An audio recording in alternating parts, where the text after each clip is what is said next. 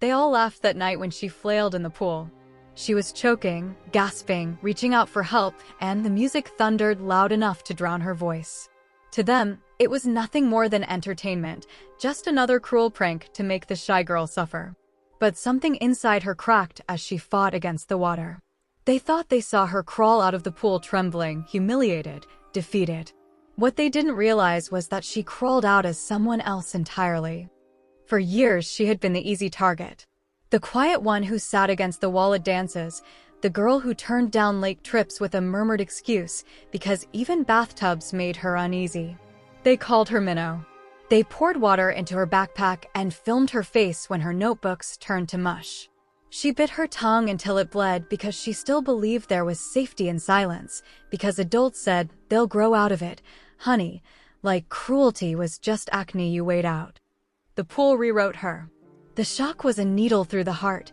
The world slowed to a wobbling lens of cobalt and white. While she sank, she watched bodies moving above her like a ribbon of carnival ghosts, and her fear burned into a clear, steady heat.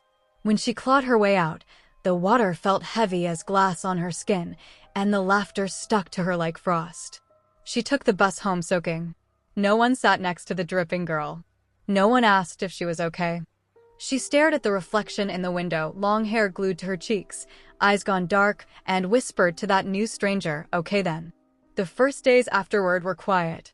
She learned the routes her tormentors walked and what doors they forgot to lock.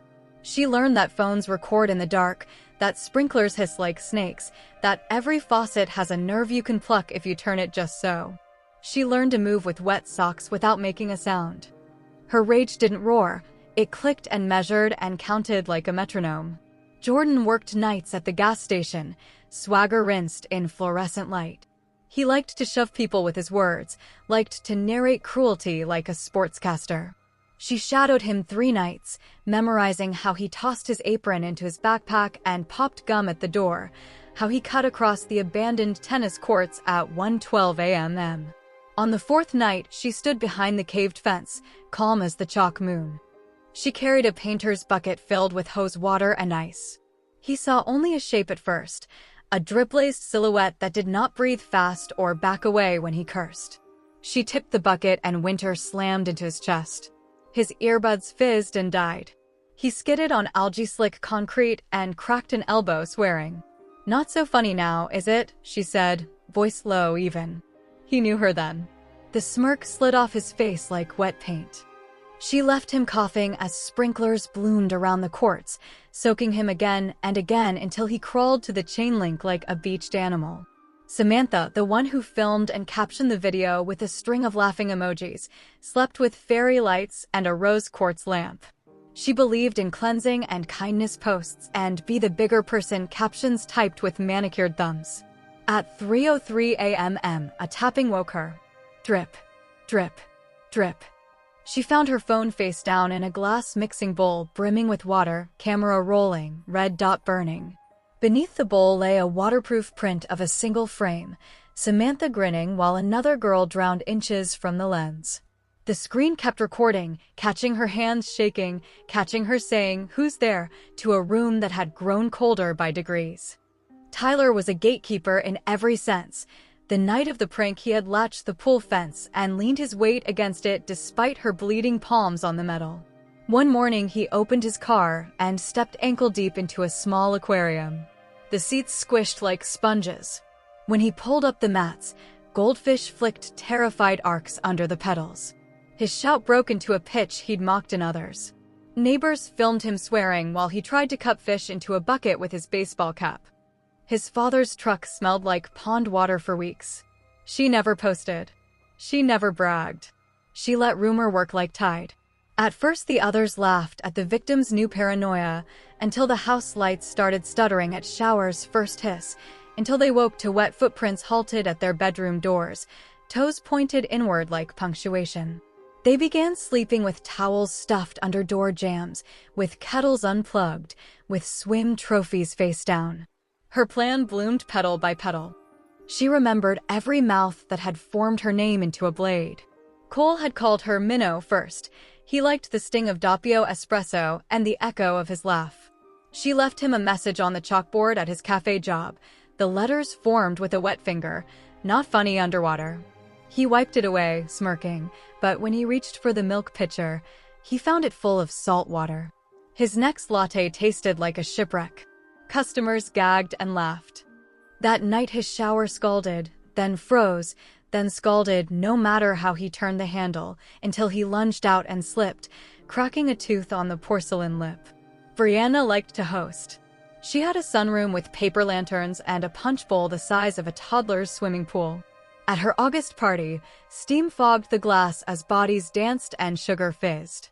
Brianna dipped the ladle and screamed. In the bowl, beneath the slices of lemon, something pale spiraled slowly, a swim cap with the school logo, split open like a flower, a lock of hair braided through the strap. When the bowl shattered on the tile, water washed into the hall and under the pantry door where a dozen wet handprints waited like lilies. By September, the class avoided pools, lakes, fountains, even bird baths. They crossed the street to avoid lawn sprinklers that turned on by themselves when she passed. A rumor said she could talk to pipes, that sinks bent to her will. Another said she'd made a deal in that pool, that something old rose from the drain to take her place. She did not correct them. She had learned that what people imagine in the dark is sharper than any knife you can hold. Ethan had laughed hardest. He was the one on the diving board, clapping while she heaved for breath. He was the first to say, "Let her swim," voice stretched tall by the chant. He posted a slow-motion loop of her fall and added a boomerang with captions that bit. For Ethan, she reserved ritual. She left a soaking gym bag on his porch, stitched with his last name. Inside, a whistle, a stopwatch, a laminated card that read lifeguard training. No one had signed him up, yet the date and time matched the exact hour he had shouted, "Let her swim." When he tried to call the center, the line filled with muffled waves. When he went to the pool anyway, the doors were chained, and a single chair sat on the deck, a lifeguard's high stool, roped off like a throne. On the seat, she left a cake knife and a note, "Cut the laughing." He didn't post for a while after that. She grew patient rather than reckless.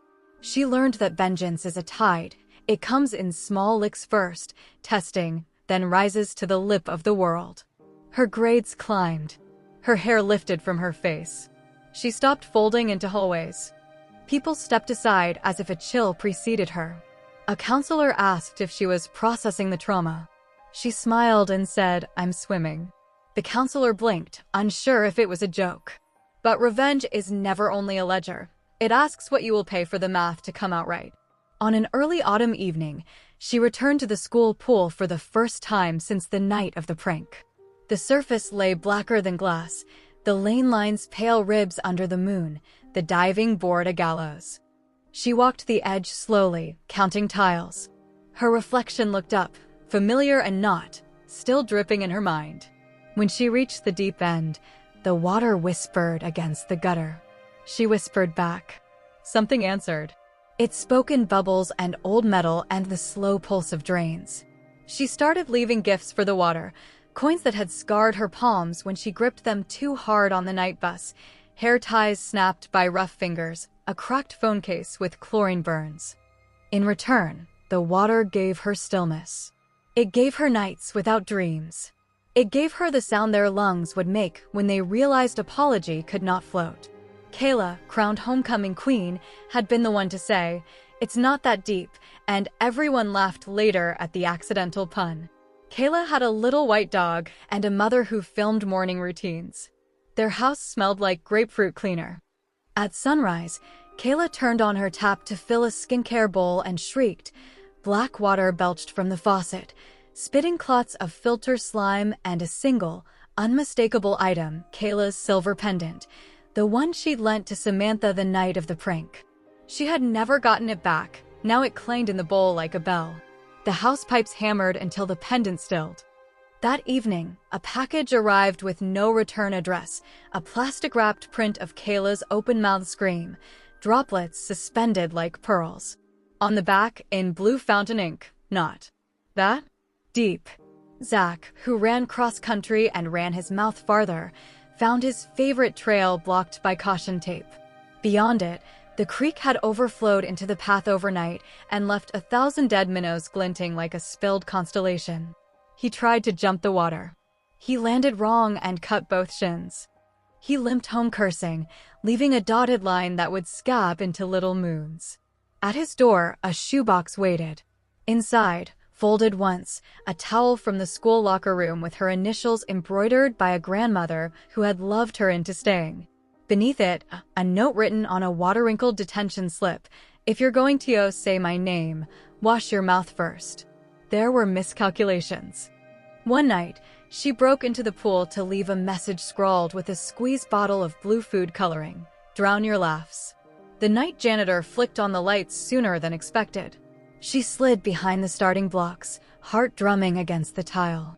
He walked the length of the pool, keys singing, muttered something about vandals, then stood at the deep end and stared hard into the black. For a breath, she thought he could see her in the reflection. Instead, he touched 2 fingers to the water, lips moving. When he left, the surface stilled in a way that felt like consent. Home was complicated. Her mother bought her a new dress and asked if she wanted to go to the lake this weekend to conquer fear. Her father researched swim lessons. They meant well, they always had, but their kindness came with solutions, and solutions came with schedules. She nodded and made tea and said she'd think about it. She began to measure their kindness too, not in cups but in ounces, because some days she felt like a flood in a house built over a spring. When the police finally came, because of course they came, she had answers. Where were you the night Tyler's car was vandalized? Home, studying. Who can confirm? My mother, my father, my phone. She had learned to braid alibis. She had learned that cameras blink. She had learned patience long before she learned cruelty. The officer with the neat beard looked at her for a fraction longer than necessary, as if he could hear something moving under her voice. He thanked her and left. She poured his card into a bowl of water that night and watched the ink perform its small, drowning ballet. Revenge sharpened her, but it also started talking back. In the late hours, when the neighborhood sank and even the refrigerators held their breath, she heard the pool speaking in the pipes. It asked what she wanted when everyone had learned. It asked whether she intended to go on counting forever. It asked, quietly, who she was when the laughter stopped. She could not answer yet. She turned the faucet on and off, like blinking. Then came homecoming week, the school dressing itself in tissue paper and slogans. The gym reeked of paint pens. The hallways bloomed with poster board courage. Someone proposed a forgiveness ceremony at the pool, and for a while the idea swelled speeches, lanterns, a wreath tossed into the deep end. When the administration forbade it, the students said fine. We'll do it anyway. The text thread crackled like static. She watched without touching her screen. The night they broke in felt like a resurrection rehearsal. 6 of them, Jordan, Samantha, Tyler, Kayla, Zach, and Mia, who hadn't done much but had clapped, and clapping is a spell that makes harm bigger. They brought candles they shouldn't have brought, and a Bluetooth speaker, and cheap flowers. They walked in a huddle like animals that only trust fire and song. She was already inside, crouched behind the lifeguard chair, breathing slow. The water lay like a pupil blown wide. They lit candles along the tile and turned the speaker low. A girl's voice floated out, thin and fragile, singing about rivers. Someone laughed softly because they knew the song from childhood.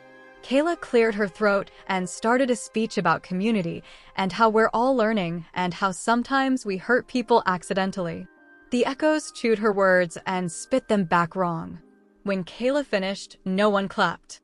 They stared at the dark water, waiting for it to accept them, for something dramatic and cinematic, a bubble, a shaft of light, absolution like confetti. The lights went out. Not a pop, not a flicker, just a decision. In the dark, 6 candles burned harder than they should have. She stood up. Drips ticked the chair like a metronome. Apology doesn't float, she said. Her voice was level. It sinks or it's nothing. They turned. We came to make peace, Mia whispered. You came to feel better, she said. You came to throw flowers at a black mirror and call it work. Jordan cleared his throat, reaching for bravado he couldn't find. What do you want? She walked to the edge of the pool. The water shifted, small muscles flexing along the surface. I want you to remember the taste in your mouths when the music was too loud to hear me. I want your bodies to know what a boundary is. She pointed to the deep end. Get in. They froze. Candles guttered. The speaker gasped and died. Somewhere in the building, a compressor exhaled like a sleeping animal. No, Kayla said finally, voice cracking. No way. You like rituals, she said. Make one that matters. Get in. Zach peeled off his shoes, swore once, and jumped. The splash sounded wrong in the dark, like fabric torn underwater. He surfaced with a choke. It's freezing. One, she said. Boundaries. Tyler slid in at the ladder, knuckles white. Samantha stood trembling, mascara already failing. Jordan shook his head, then swallowed and dove. Kayla and Mia were last, climbing down rung by rung, faces tilted to keep their mouths away from the surface like the water was a rumor. She walked the rim as they treaded. You don't stop hurting people because someone shames you on the internet, she said. You stop because your body learns the shape of the word no. Their circles in the water overlapped, colliding, pushing each other into the lane ropes. They panted apologies that steamed and blew away. The water began to hum. At first it was the vents. Then it was the drains. Then it was a tone lower than speech, a cathedral made of pipes. She felt it rise through the tiles into her bones. She closed her eyes. The hum said, "Are you done?"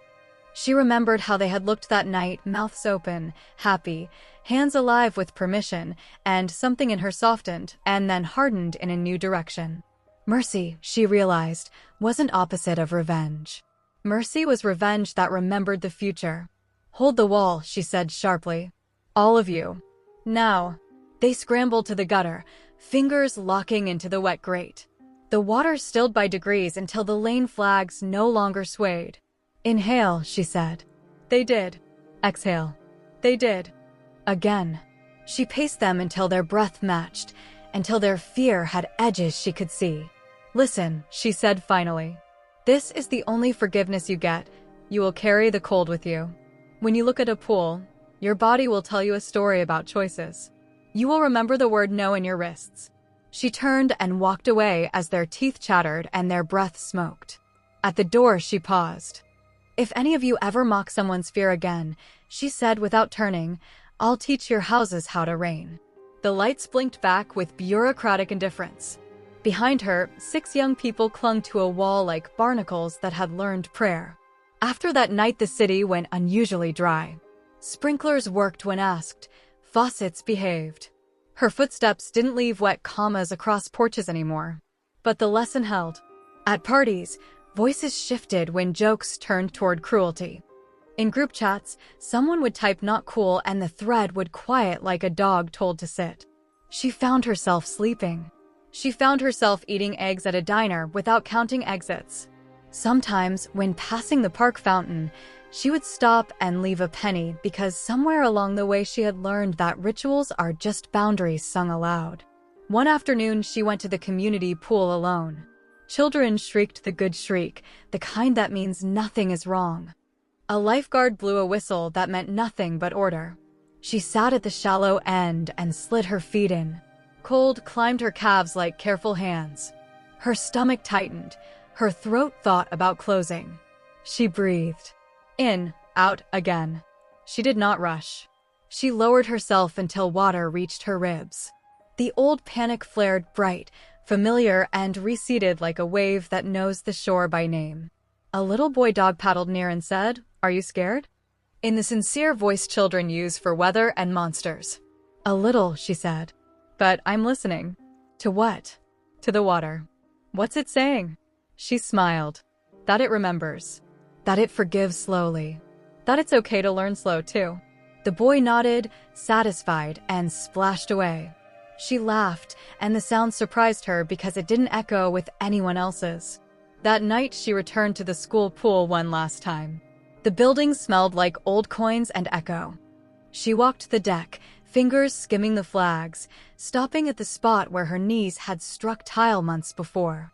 "Thank you," she said, not sure if she was talking to the water, or to the version of herself that had crawled out of it, or to the silence that had given her time to change. From the deep end, a bubble rose, burst, and was nothing, which felt, for once, like enough. Sometimes at night she lay awake and timed the house, the heater sigh at 12 past the hour, the neighbor's pipes knocking twice, the ice maker's tiny avalanches.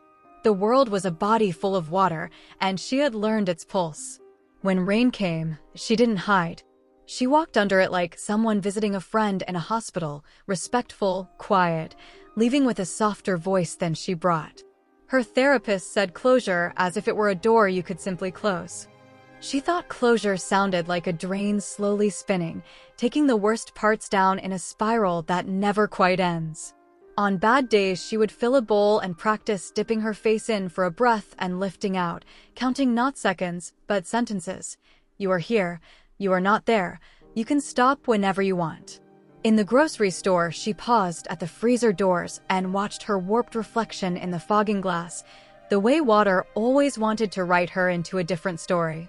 The rumor about a deal at the drain grew teeth, but she left it alone. Let them think the water loved her. Maybe it did. Maybe all she had done was listen long enough to hear the word no spoken back.